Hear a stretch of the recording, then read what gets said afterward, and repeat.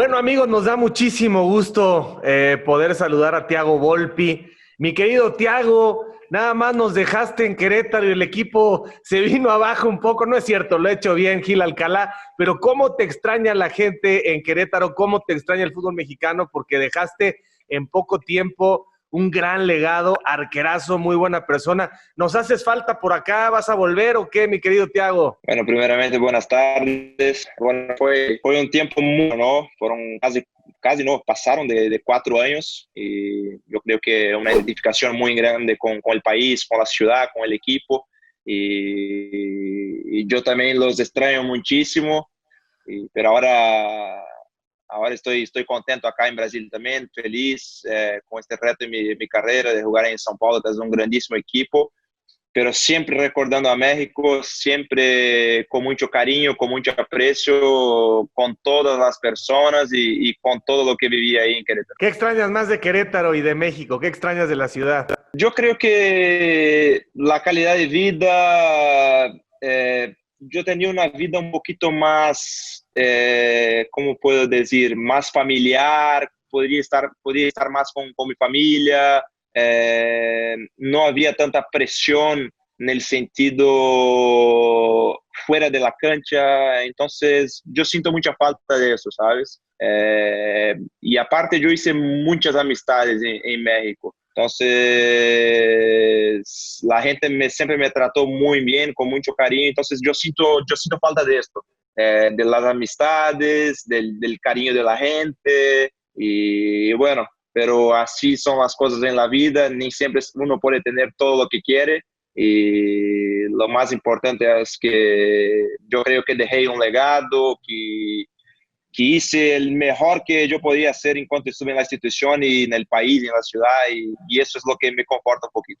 No, claro, lo dejaste todo, tremendo portero. ¿Te acuerdas esa final?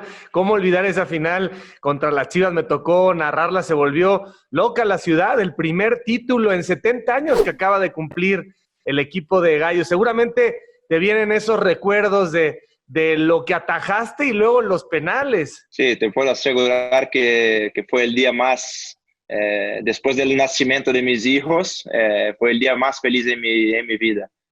No solo por el tema profesional, pero por el personal también, porque la gente que me conoce sabe el cuánto yo quería regalar un título a la institución, aún más después que 2 años antes habíamos perdido una final de liga. Entonces, todo lo que pasó esta noche de Copa, con el título, con la actuación, con el gol, con las dos atajadas de penal, eso siempre va a estar en mi cabeza, siempre va a estar en mi corazón. Y como siempre digo, ¿no? Llevaré este momento para siempre en mi vida. ¿Cómo te quería la cabecera norte, verdad? Ahora que te fuiste ya la cabecera norte, ya no tiene tanta intensidad. ¿Cómo te querían allá atrás de ese arco? Sí, la verdad que sí. Fueron momentos inolvidables, ¿no? Que yo pasé en estos 4 años con todo el cariño de la gente, pero yo estoy seguro que pronto Querétaro va a poder lograr más cosas buenas y va a tener más jugadores que con esa identificación y bueno, en especial yo pienso que Gil con el pasar de los años puede ganar ese puesto porque es un tipo que tiene una capacidad muy grande y una identificación muy grande también con el equipo por tantos años ya que pertenece a la institución y ojalá que Querétaro pueda volver a ganar un título. Oye, y te fuiste obviamente con esta ilusión de ir a un grande de tu país, o sea, no se le puede decir que no al Sao Paulo, esa es una realidad.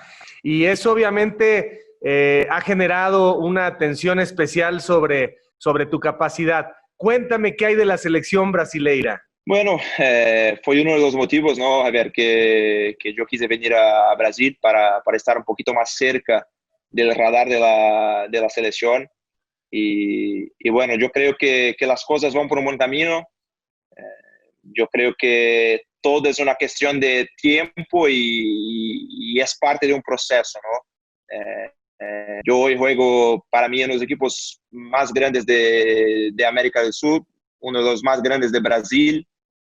por la cantidad de títulos que tiene, pero también São Paulo hace mucho tiempo que no gana algo importante en el fútbol nacional y en el fútbol internacional también. Su último título fue en 2012 y yo creo que la cuestión de la selección, las dos cosas tienen que caminar juntas. Yo tengo que estar muy bien en lo personal, pero al mismo tiempo el equipo estar ganando, estar en los primeros puestos. Y este año de 2020 venía siendo un año muy importante, ¿no? Porque andábamos muy bien en Libertadores, en el torneo local éramos sublíder, entonces ya tenía un poquito de la mirada de la selección sobre el São Paulo. Entonces yo pienso que si las cosas siguen así, si seguimos haciendo las dos cosas juntas, tanto yo en lo personal cuanto en el equipo, la posibilidad de ir a la selección es muy grande. Oye, mi querido Thiago, se ha dicho, lo que pasa es que en todas las posiciones de campo ha habido jugadores brillantísimos en la historia de Brasil, pero los porteros también han sido muy buenos, a lo mejor no se les dé el crédito que tienen, pero ahora, por ejemplo, lo que está haciendo Diego Alves, lo que hace Alisson Becker, y en la historia Gilmar, Leao, Julio César, Rogerio Ceni, Leao. ¿A quién te pareces? ¿Cuál es tu ídolo y cuál es tu prototipo de arquero brasileño al que dirías, yo quiero ser como ese? Ya eres grandísimo, pero ¿qué de cada uno tomarías? Yo siempre fui fue muy abierto de Julio César, ¿no? Fue un portero que me ha motivado muchísimo, fue una inspiración por mucho tiempo y te puedo decir, de todos estos, hay muchísimos grandes porteros brasileños, pero Julio fue el que más me llamaba la atención. Lo que más yo creo que soy parecido es con Julio César, por su capacidad física, su explosión y bueno, es un gran ídolo mío. Cuando el Querétaro va por ti, ha de haber sido un poco extraño, ¿no? O sea, no son los pasos naturales, sobre todo por tus circunstancias. No eras ningún desconocido, pero quizá la ruta de un portero brasileño de ese nivel había sido un poco más clara hacia Europa. ¿Qué dijiste cuando te dijeron México y Querétaro? Bueno, me acuerdo bien cuando mi representante me dijo que el presidente de Querétaro estaba en Brasil para verme jugar. Y desde el primer día me encantó, la verdad que me encantó la idea, porque yo tenía amigos ya que jugaban en México y siempre hablaron bien de la liga, del país, de la estructura de los clubes, de los equipos, ¿no? Entonces me llamó muchísimo la atención y bueno, es algo, para mí fue un reto porque yo sabía también que en México no se tenía la tradición de tener porteros brasileños. Si bien me acuerdo, había como 50 o casi 60 años que un portero brasileño no llegaba a México. Entonces también yo veía eso como una oportunidad, ¿no? Una oportunidad de llegar al país, de decir a la gente que, mira, aquí los porteros brasileños también pueden llegar y hacer historia. Y gracias a Dios las cosas conmigo fueron muy importantes, que en 4 años creo que hice un buen trabajo en México, pude ganar 2 títulos y dejar ahí mi nombre en la historia. ¿Fue Arturo Villanueva el que te fue a visitar? Sí, fue Arturo. Ajá. ¿Y cuando lo conociste, qué dijiste? ¿Es simpático este cuate o qué? Sí, la verdad vino él, Joaquín Beltrán y Oscar Rezano, que era mi entrenador de porteros, ¿no? Entonces me sentí muy importante por el hecho del presidente de ir a Brasil a platicar conmigo, a llevar al entrenador de porteros. Entonces, la verdad que creí muchísimo en el proyecto también. El grupo Imagen, yo creo que habían 6 meses antes habían comprado el equipo, entonces me enseñaron todo lo que pretendían con la institución.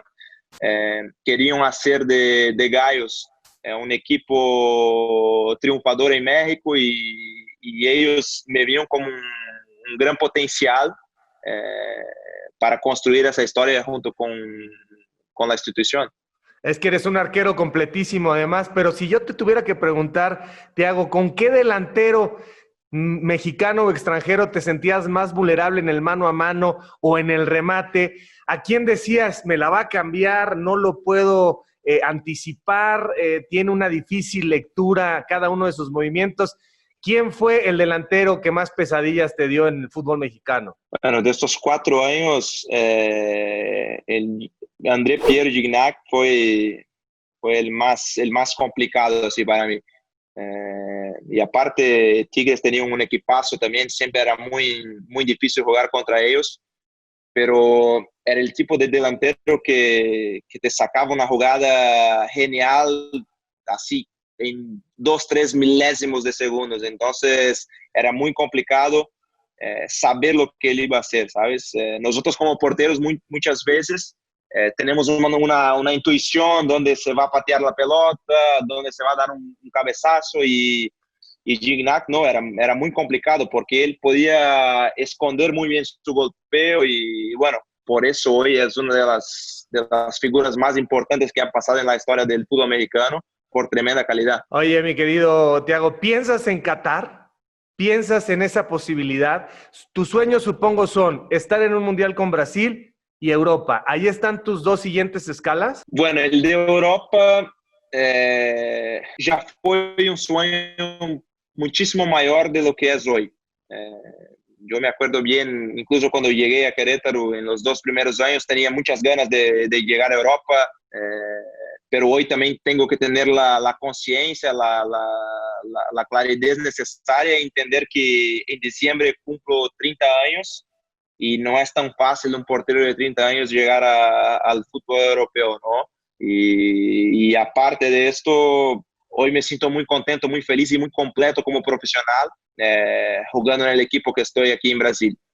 Y el tema de la selección de Qatar sí es un sueño, pero te puedo decir también que el mayor sueño que tengo hoy en el tema profesional es poder ganar un título con São Paulo, por todos los años que la institución está sin ganar y por entender también que si gano un título aquí, el tema de la selección es como una consecuencia, ¿sabes? No sé si me explico bien, Sí, sí, sí, sí. pero no necesito pensar en la selección.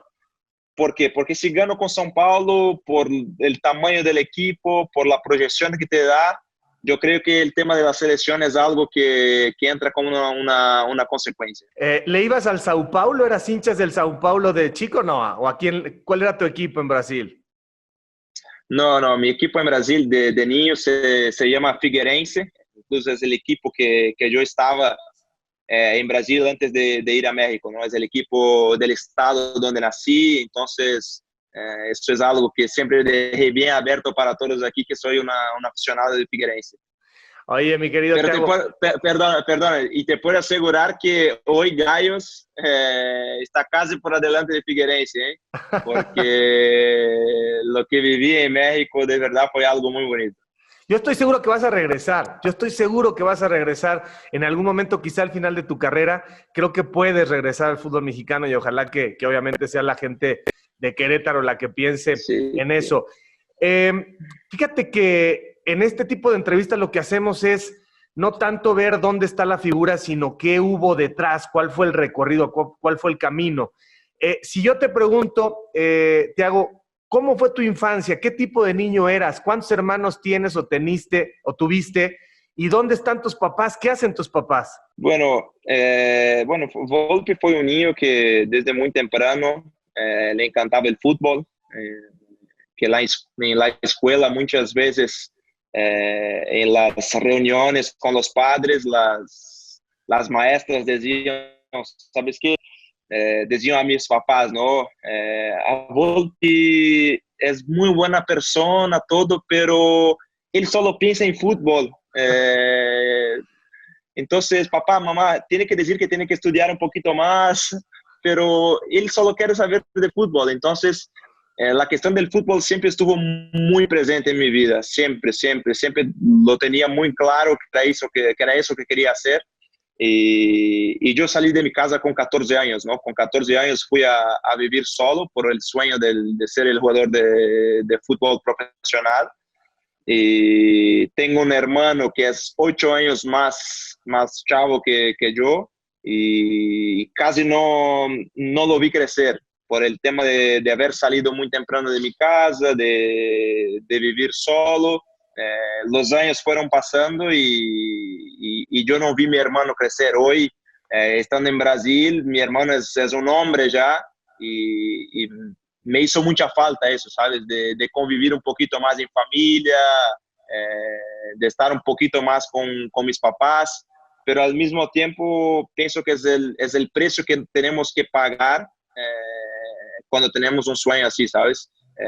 Nada viene gratis, entonces tienes que hacer el máximo de esfuerzo posible y ese fue el mío, ¿no? De abdicar del tiempo con mi familia, de ver el crecimiento de mi hermano y hoy mis papás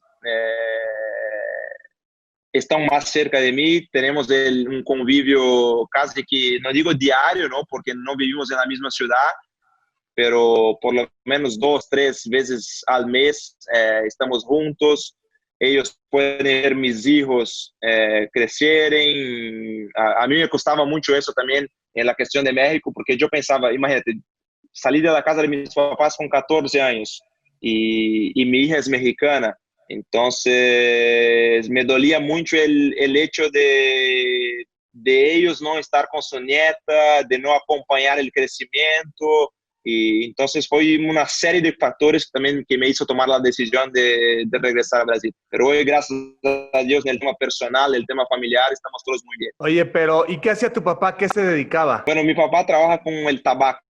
Eh, es, es la hoja que hacen es que no, ahora no me acuerdo bien cómo se llama en español, pero la gente que fuma, ¿no? Es Ajá, el cigarrillo, ¿no? ajá. ¿Es esto? Sí, sí, la gente que hace los habanos, el tabaco, ¿no? El Esto, puro. eso, Ajá. esto. Él trabaja con esto. Ujú. En una empresa tabacalera. Sí, en una Ajá. empresa, en una empresa. ¿Y qué tanto recuerdas esos primeros años hasta los 14? No sobraba en tu casa, no tenían lujos, pero sí tenían lo indispensable, lo necesario, o sea, no tenían carencias, pero tampoco tenían lujos. Sí, así eran las Ujú. cosas en mi casa. Mi padre nunca dejó que faltara nada, pero al mismo tiempo no teníamos así muchas condiciones para cosas extras, ¿no? Pero eso es bueno porque te hace valorar muchísimas cosas después que empiezas a ganar un poquito de dinero, ¿no? Sí. Entonces, y hoy, gracias a Dios, las cosas andan bien, no solo para mí, como para él también. Ujú. Y ahora, entonces veo que no eras precisamente un buen estudiante, sino que todo el tiempo estabas comiendo, soñando, tocando el fútbol. ¿Tu mamá cómo la recuerdas? ¿Tu mamá te presionaba para que estudiaras o más bien tu mamá, como decimos acá, era la barco, era la que decía, ándale, sigue mientras seas feliz y no hagas travesuras? No, mi mamá era al revés, era la que decía, no, tienes que estudiar, tienes que parar de pensar un poco en fútbol, porque para mi familia no, pero para mi mamá, ser jugador de fútbol, yo creo que ella pensaba que era algo muy lejos, ¿sabes? De la realidad, era algo casi imposible, era un tipo más conservadora, que pensaba que no, tenía que ser el estudio y vas a entrar a la universidad, pero hoy es muy chistoso porque mi mamá solo piensa en fútbol también. No, es muy chistoso, muy chistoso. Y yo hablo a ella porque cuando tuvo ahora el problema de la pandemia por el COVID, mi mamá me decía, me estoy quedando loca porque no hay partido de fútbol, quiero ver fútbol. Y yo decía, pero no, yo no tenía que estudiar cuando era más joven, ¿no? Y eso fue muy bueno también porque con el tiempo mi mamá entendió que era mi destino, que era lo que tenía que seguir. Y bueno, mis papás fueron muy importantes, ¿no? Para mi crecimiento profesional, principalmente cuando salí de mi casa, ¿no? Porque no es fácil eh, a un padre, a una madre con un hijo de 14 años, dejarlo salir a vivir solo en condiciones que no son de las mejores. y por más que para ellos fue un tiempo muy, muy doloroso también, pero ellos se mantuvieron firmes en la decisión de dejarme ir. Y cuando terminaba la escuela, jugabas fútbol en la escuela y cuando terminabas la escuela ibas a tu casa a comer y de inmediato salías a la calle con los cuates, con los amigos y jugar toda la tarde en la calle, toda la noche. No importaba si era cemento, si era tierra, si era pasto, había que jugar fútbol. Así era, así era. A todo momento así era. En la escuela y después se me alcanzaba el tiempo para llegar a la casa y comer también.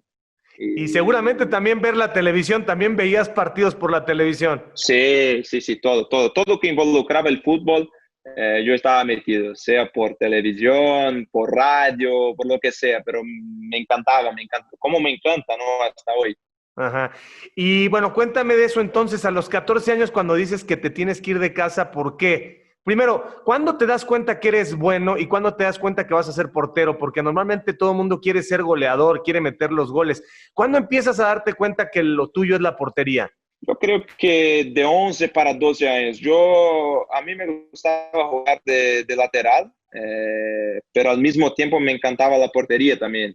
Y entonces el punto clave de mi vida fue cuando mis papás se cambiaron de ciudad, ¿no? Nosotros vivíamos en una ciudad llamada Blumenau, y nos cambiamos a una ciudad llamada Santa Cruz, a más de 700 kilómetros de distancia por el trabajo de mi papá. Ajá. Entonces, llegando ahí en la escuela nueva, los nuevos amigos me invitaron a jugar un partido de fútbol en la tarde y no había portero. No había portero y yo por ser buena onda, ¿no? Imagínate, el primer día de escuela, eh, yo dije, no, ¿sabes qué? Me meto de portero, ya que no hay portero, me meto, me gusta también para que el partido pueda seguir. Y ahí hice dos o tres atajadas muy buenas y estos amigos, no, que eres portero, tienes que hacer una prueba en el equipo de la ciudad, tienes que jugar de portero, eres muy bueno. Y en el otro día me llevaron para hacer esa prueba y de ahí empezó todo, porque los entrenadores me aceptaron y dijeron, no, ¿sabes qué? Eres portero, tienes una grandísima calidad. Me quedé un año jugando en mi ciudad y ahí después me fui a otra ciudad y de ahí mi vida en la portería sigue hasta hoy. Entonces nadie te enseñó. No, no, no es algo, nunca, nunca alguien me dijo, ¿sabes qué? Tienes que lanzarte así. Era algo que ya tenía, imagínate, jugaba de lateral, pero siempre me encantó lanzarme, ver las paradas y algo natural, así. Es claro que después, con los entrenamientos, uno empieza a tomar perfección, ¿no? En los movimientos, todo, pero de un principio fue algo muy natural. Oye, Tiago, pues qué historia tan increíble. Y además, los porteros se dice que son como náufragos en su isla, ¿no? O sea, son diferentes, son solitarios, son independientes, les gusta mucho estar solos. Dicen, ¿no? Hay algunos que son mucho más sociables. Es una personalidad que tiene que aprender mucho a levantarse cuando viene el error, porque el error va directamente al marcador. Son personas que tienen una mejor tolerancia a la frustración y son personas que entienden que la vida es caer y levantarse, caer y levantarse. ¿Qué tiene la portería? ¿Qué tuvo la portería para que digamos que te encantara tanto independientemente que después te dio de comer? Bueno, yo creo que es esto, ¿no? Es la cuestión de la presión por ejercer no sé, un tipo de personalidad diferente.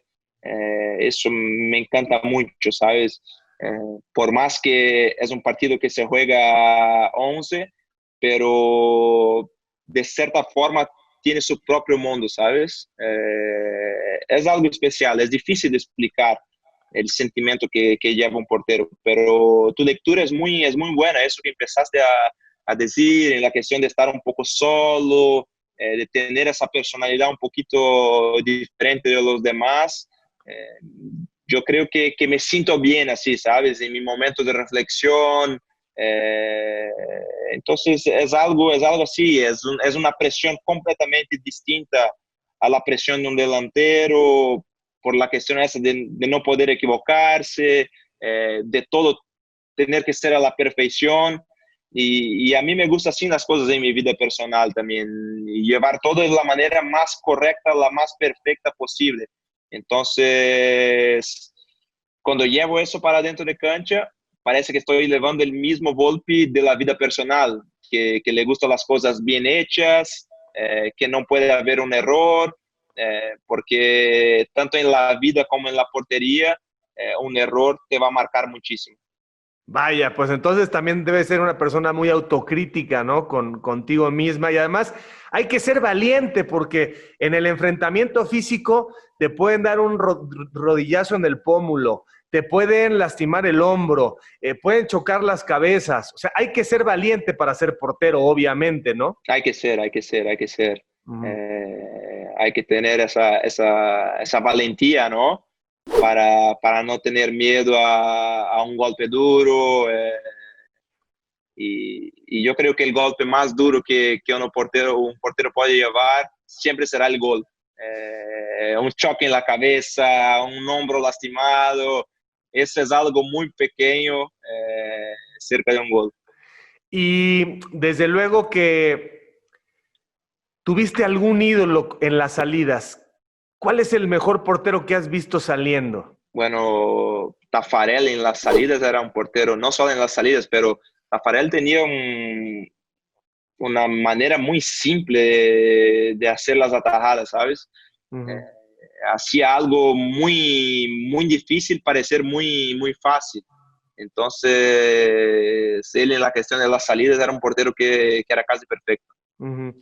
Tiago, y regresando un poco, bueno, tampoco el portero puede tener nervios, ¿no? Cuando estás frente a un cobrador en el penal, el nervio es de él. Tú tienes todo que ganar y nada que perder. ¿Te has puesto nervioso? ¿Se pone nervioso un portero? Bueno, yo trato de no ponerme y sí tratar de hacer eso que dijiste, ¿no? De pasar la presión y el nervio para el que va a tirar el penal. Yo siempre pienso que el penal es algo muy psicológico, ¿no? Es un juego mental entre dos personas donde la presión más grande está para el lado del pateador. Entonces, yo pienso mucho en esta situación. Y cuando tiraste ese penal en la final, cuando lo tiraste tú, ¿tampoco tuviste nervio? El de la final no, el de la final no. El partido de semifinal contra Toluca, yo estaba un poquito más nervioso que la final. No sé explicarte el por qué, pero el partido de la final fue algo así como que agarré la pelota para patear sabiendo que la pelota iba a entrar. Nunca paré para imaginar una situación que no sea la del gol en la final. Yo creo que por todo el ambiente que estaba, por el estadio lleno, por las atajadas que hice durante el partido, por haber iniciado la serie atajando el penal de Jair Pereira, entonces yo tenía una autoconfianza tan grande en este penal que agarré la pelota como si voy a meter y luego tapo otro, ¿sabes? Nunca pasó por mí este penal. Entonces, este en particular no me dio nervios. El otro sí, el de semifinal contra Toluca, por un cierto momento, cuando estaba caminando para patear, como que me generó un poquito de duda, ¿sabes? En cuál lado voy a patear, en el derecho, izquierdo, y por fin tomé la decisión de patear al derecho. Pero el de la final, yo tenía muy claro que iba a ser gol. ¿Y cómo haces para tratar de codificar, descifrar a los tiradores? ¿Cuál es tu estilo? ¿Esperas a tratar de ver su movimiento? ¿Tratas de adivinar?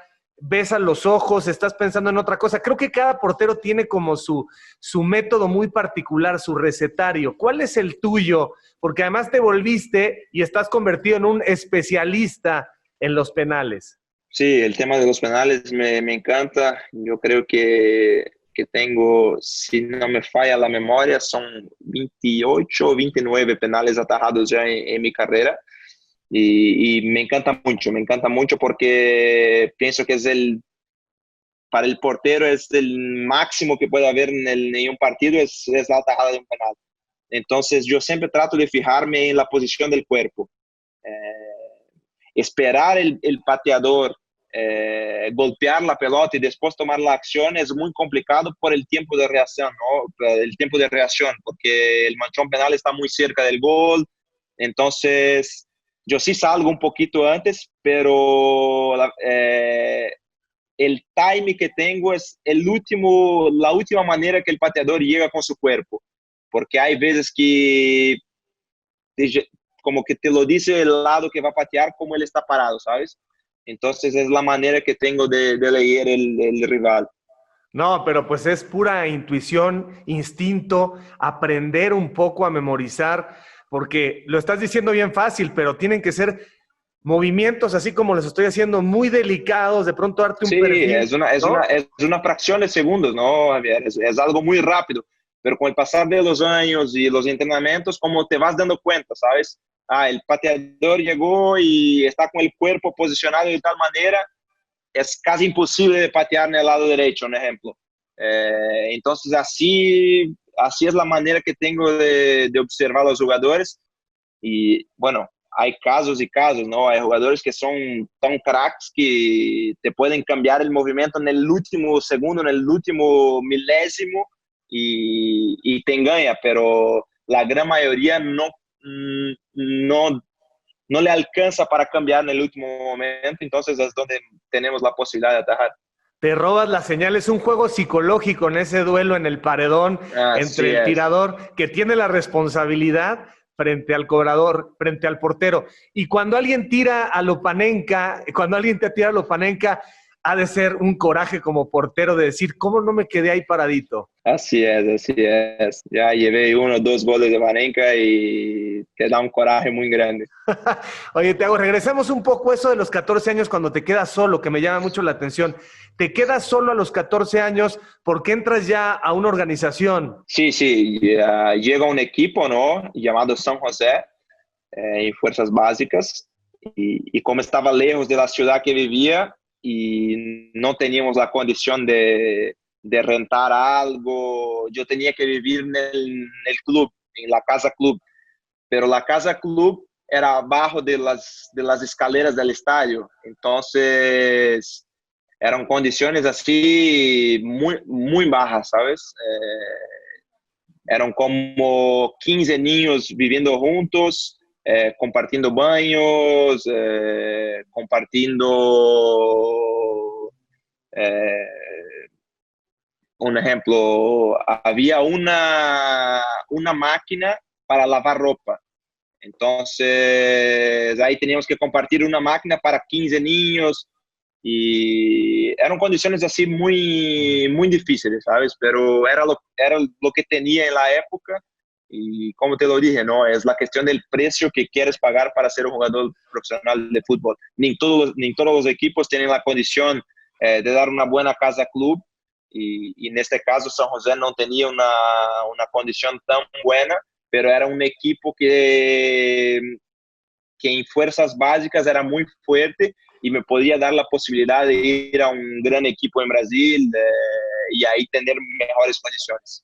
¿Y cuánto tiempo te pasaste ahí? Pasé 2 años ahí y después tuve la oportunidad de ir a un gran equipo en Brasil, que es Fluminense, ¿no?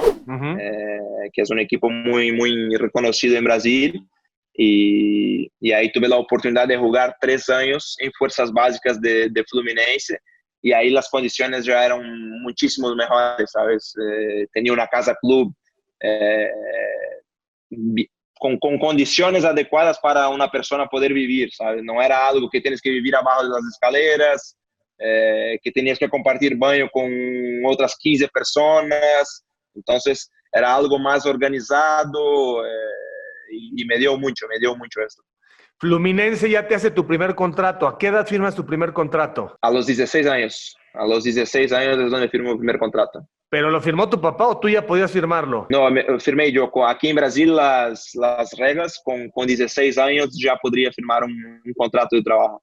¿Y cuánto dinero firmaste y qué le hiciste a ese primer dinero? Bueno, era una cantidad muy baja. Si vamos a hablar en pesos, no llegaba a 3.000 pesos mensuales.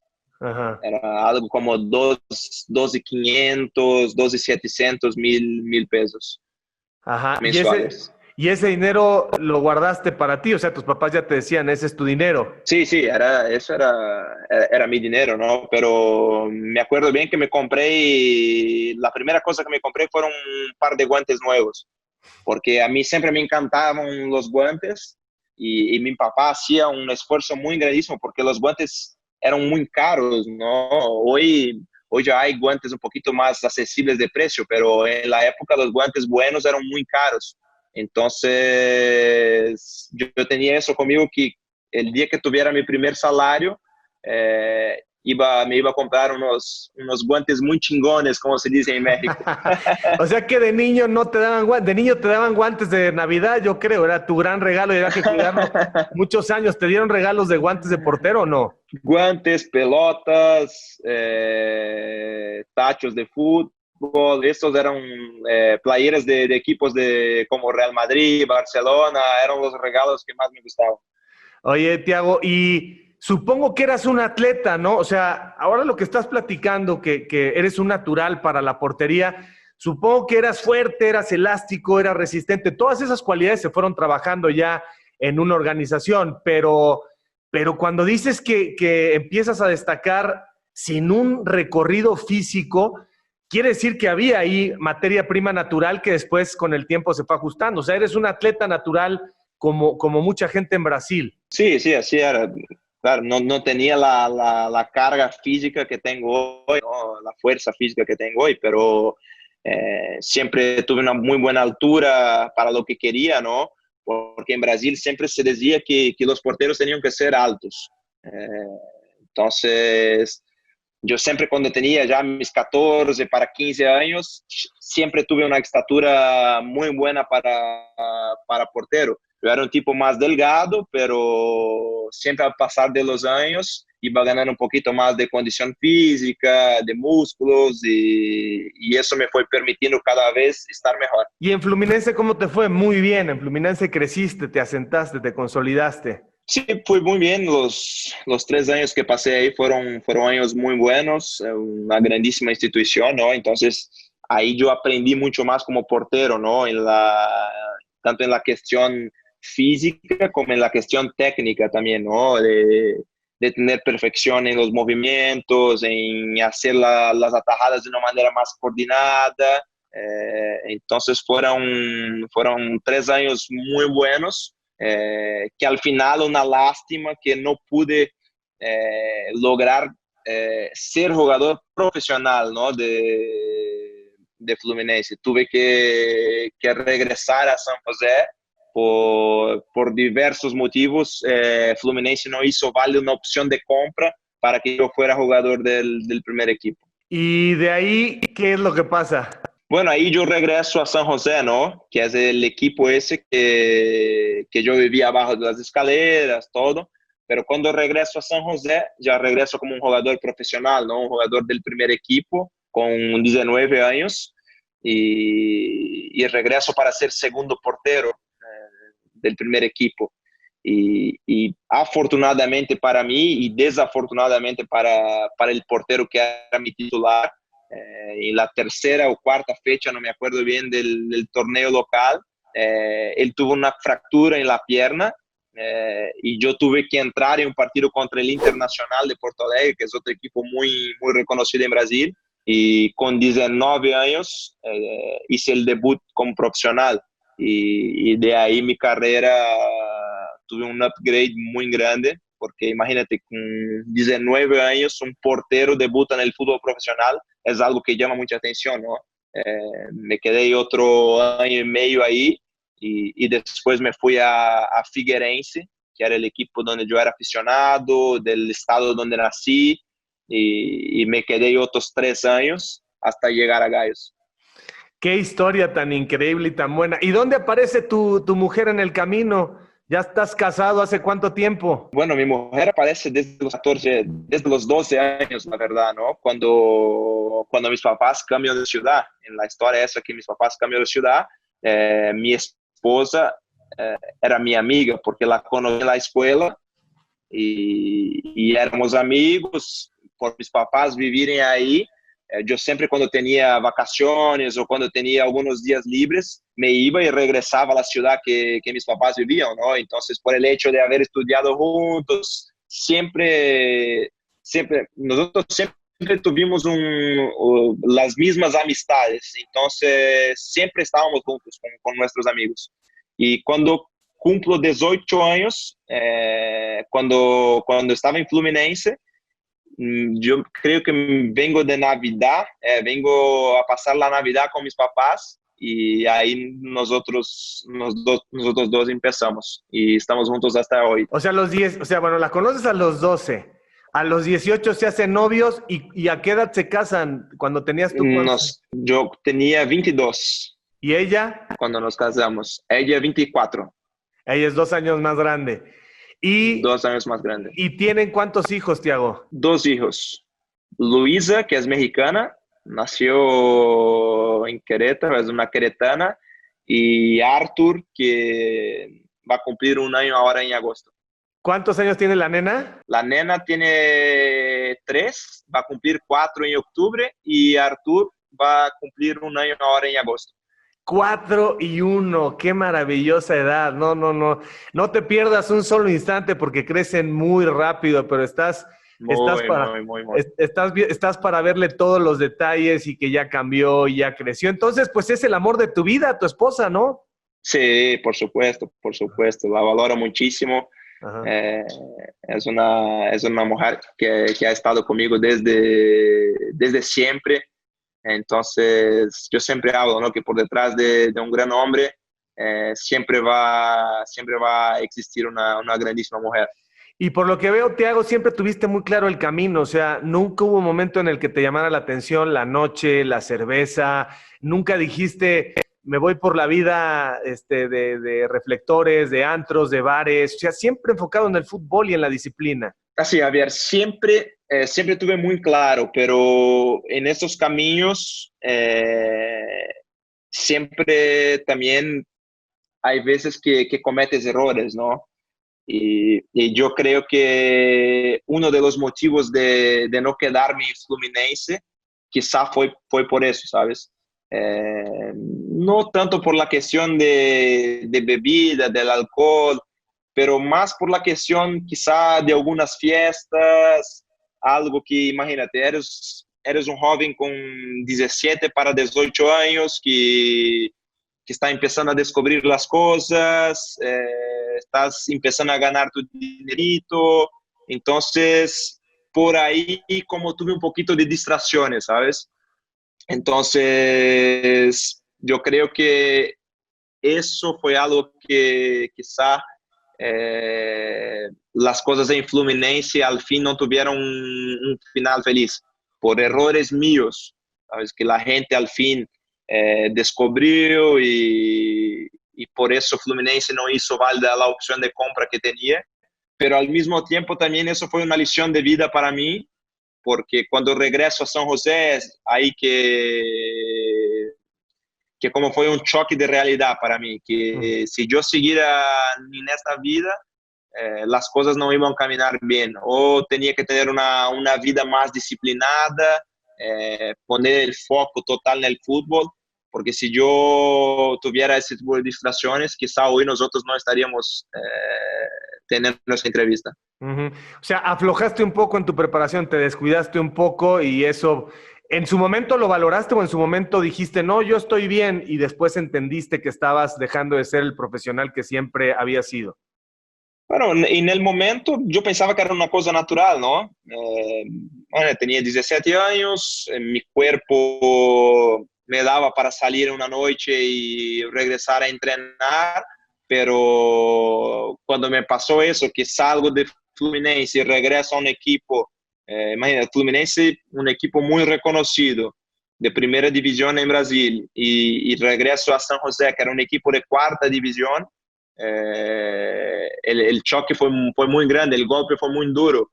Entonces, por más que yo siguiera, quizás si yo siguiera haciendo fiestas, durmiendo mal, por tener 18, 19 años, no, en el momento no me iba a afectar, pero eso se iba a tornar un vicio y quizá con 25 o 26 mi cuerpo ya no iba, al final, con esta edad ya no iba, ¿entiendes? Ujú. Y tomé la conciencia muy temprano. No esperé mucho tiempo para decidir que no, el camino no era aquel. Y luego te tocó ya mucho más hecho, mucho más hombre, ya mucho más consciente. Te tocó un rato Ronaldinho, que, que era el jefe de jefes, ¿no? Sí, pero ahí yo ya estaba con la vacuna, ¿no? Sí, ya estabas con la vacuna, con tu mujer, en casa. No había coronavirus, pero ya estabas encerrado en tu casa. Ya no había manera. Oye, Thiago, pues muchísimas gracias. Quisiera yo terminar la entrevista preguntándote un par de cosas. Qué portero mexicano dices, wow, después de lo que viviste en México, qué portero mexicano crees que realmente ha trascendido por encima de los demás de los que tú viste? Es que hay muchos, yo tengo muchos ejemplos de porteros mexicanos. No me puedo quedar con solo uno. Uh-huh. Bueno, te puedo decir, Corona, siempre que estuve en México, siempre él mantuvo un nivel en Cruz Azul impresionante. Talavera, el propio Conejo. Son tipos así que yo veía ya con su edad, pero los veía muy bien, muy fuertes, muy ágiles. Entonces yo aprendí muchísimo con los porteros mexicanos. Pero muchísimo, muchísimo de verdad. El Cota, cuando estuve en Chivas, hizo temporadas cuando quedaron campeones magníficas. Entonces, mi compañero de equipo, Edgar Hernández, yo aprendí muchísimo en el tema profesional, cómo cuidarse. Entonces, hay mucha gente en México, hay muchos porteros que yo tuve como un ejemplo. Muchísimas gracias, Thiago. Mándale un mensaje a la afición, sobre todo de Querétaro, por sus 70 años, por favor, que están felices de la vida. Toda la semana han celebrado a esta institución que, pues, a golpe y jalones, pero ahí mantiene su permanencia, han ido y han venido.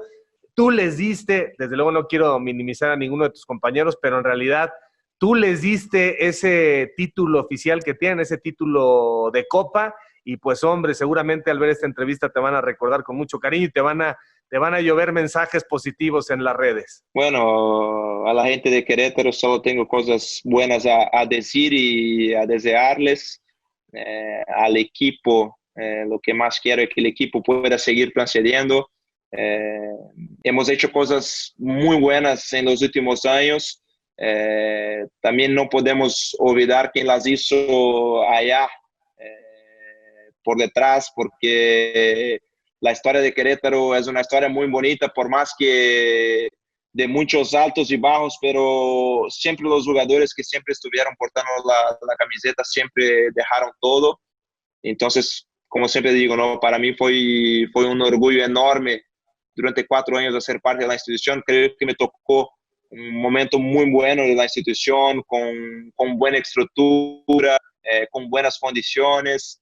Entonces, lo que más quiero y que deseo es que Querétaro pueda seguir trascendiendo. Sabemos que hoy el equipo ya no es más la misma administración que era antes, pero yo creo y quiero mucho que los nuevos dueños puedan seguirle dando cara al equipo, ¿sabes?